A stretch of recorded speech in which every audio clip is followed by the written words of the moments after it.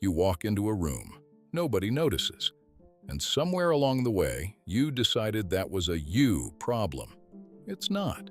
Remember that. The thing you've been trying to fix is your biggest advantage. You just have no idea how to use it. Yet.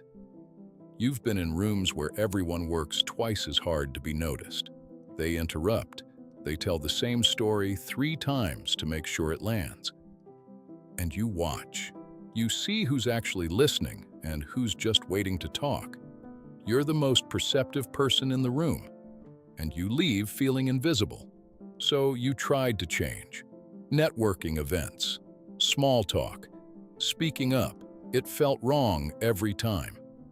And you started thinking this just isn't for you. Wrong.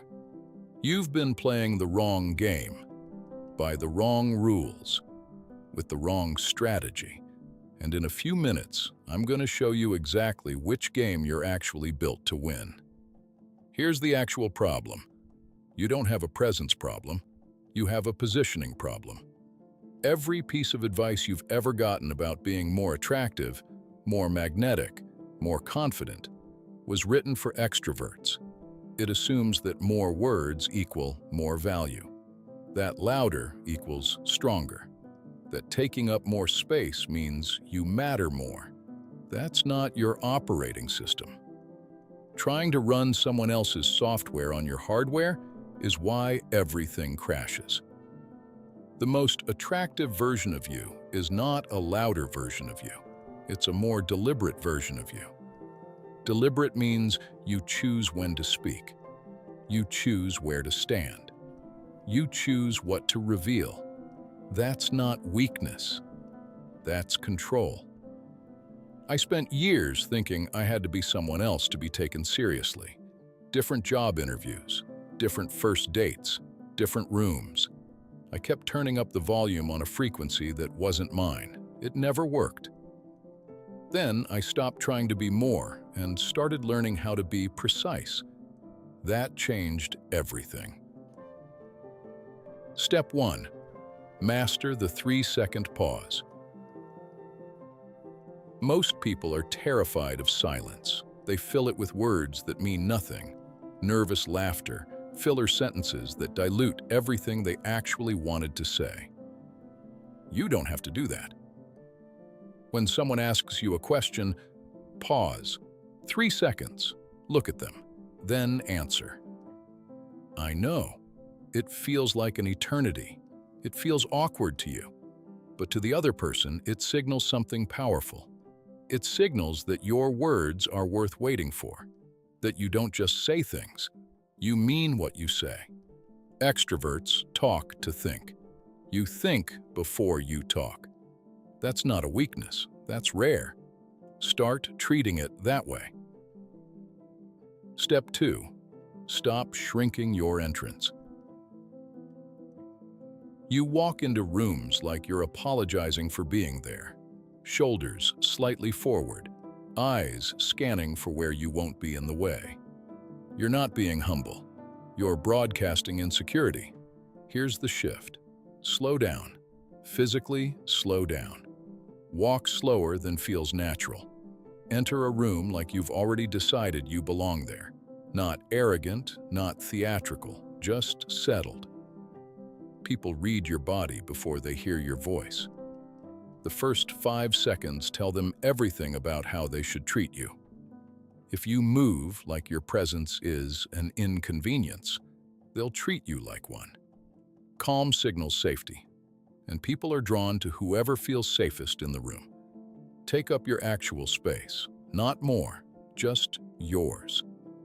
It won't feel natural at first. That's fine. Natural got you invisible. Step 3. Talk less, but land harder. You probably already say less than most people.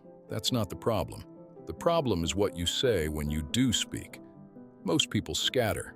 10 sentences when 2 would hit harder. Qualifiers, hedges. I think maybe, kind of. I don't know, but. Here's the rule. Say the thing. 1 sentence. No apology attached to the front of it.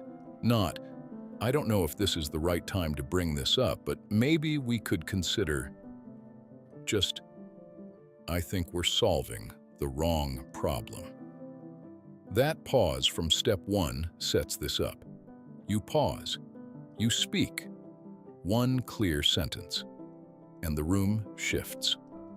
Not because you're loud, because you're precise. That's what attractive sounds like when you're an introvert. That's 3 steps. Each one works on its own. But step 4 is where most people get the most out of this. Step 4, own the one-on-one. You're not built for crowds. Stop competing there. Your power is one person at a time. A real conversation where you actually listen, where you remember what someone said 3 minutes ago and connect it to what they just said now, where you ask the follow-up nobody else thought to ask. That is rare. Most people have never had someone actually listen to them in a social setting. When you do it, they don't forget you. Stop trying to win the group. Find one person. Go deep. Leave them feeling like the most interesting person in the room. They'll tell other people about you. You don't have to say a word. But when you do speak, and when the moment gets charged, most people do exactly the wrong thing. Step 5.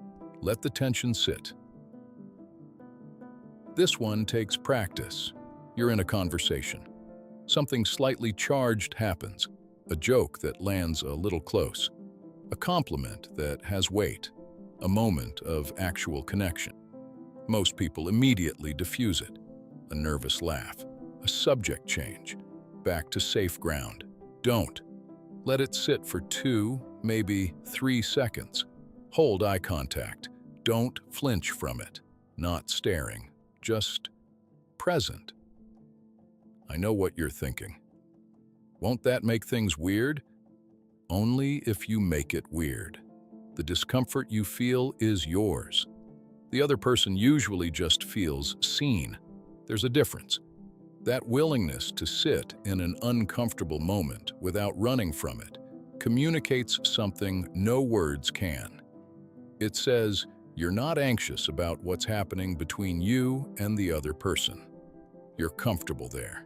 Comfort is contagious. People move toward it. But here's the part most people skip, and it's the reason none of this works if you don't hear it.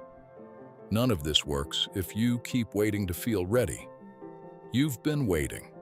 The gap hasn't gotten smaller. It's gotten harder to look at. People with a quarter of your depth are walking into rooms and commanding them. Not because they're better, because they stopped asking permission to be there. You're sitting on more than you know. And doing nothing with it is the actual waste. Here's what you're going to do today. One conversation, one real one, with anyone. Pause before you answer. Slow down your entrance. Say the thing directly. No qualifiers attached. That's it. One conversation. See what shifts.